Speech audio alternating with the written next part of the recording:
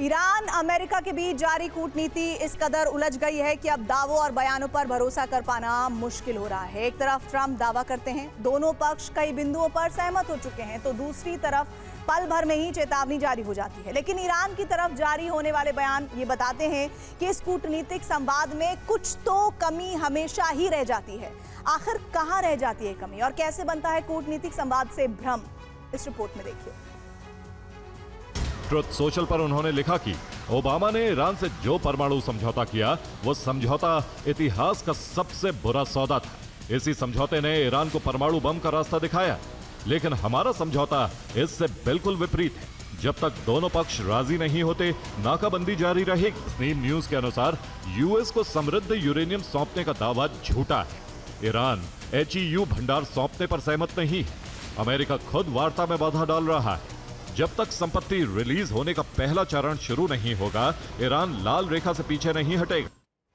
Deal कहां लटकी है, इसे ट्रंप के 60 दिन के ट्रैप प्लान से आप समझिए। ट्रंप ने कहा कि ईरान को यूरेनियम सौंपना पड़ेगा, लेकिन ईरान ने इस मांग को फिर नकार दिया। ट्रंप का दावा है कि अगर यूरेनियम सौंपा जाता है तो फ्रीज संपत्ति रिलीज करने का पहला चरण शुरू होगा, लेकिन ईरान इस दावे में पहले संपत्ति रिलीज करने की स्थिति पर सहमति दे रहा है। ट्रंप ने यूरेनियम संवर्धन रोकने की भी शर्त रखी है, जिस पर ईरान कह रहा है कि यह संभव है, लेकिन वर्ष कम होने चाहिए। लेकिन ट्रंप चाहते हैं कि ईरान सिर्फ उनकी शर्तों पर झुके, ईरान शर्त ना थोपे, यानी यूरेनियम मिलेगा तभी फ्रीज संपत्ति रिलीज होगी। अब पेच यह है कि ट्रंप चाहते हैं कि यूरेनियम पर समझौता होना चाहिए, लेकिन ईरान ने यूरेनियम पर समझौते से मना कर दिया है।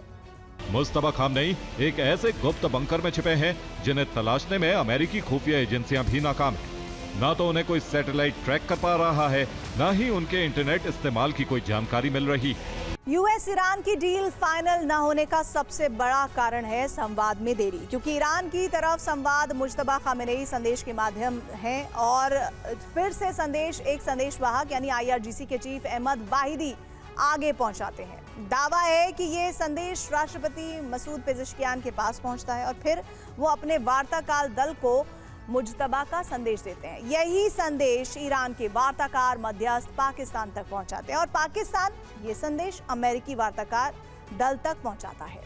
ठीक ऐसे ही अमेरिका जो संदेश देता है वो इसी क्रम में ईरान के सुप्रीम लीडर तक पहुंचता है, जिससे वार्ता में देरी होती है और मुमकिन है कि जो फैसला लिया जाता है वो भी ईरान अमेरिका तक साफ नहीं पहुंचता। इसीलिए डील अब तक अटकी है। ईरान ने फ्रीज संपत्ति रिलीज करने की मांग की है, जिसके बदले हॉर्मुज से बारूदी सुरंगें हटाई जा सकेंगी। दावा यह भी है कि ईरान बिना टोल जहाज भी गुजरने देगा।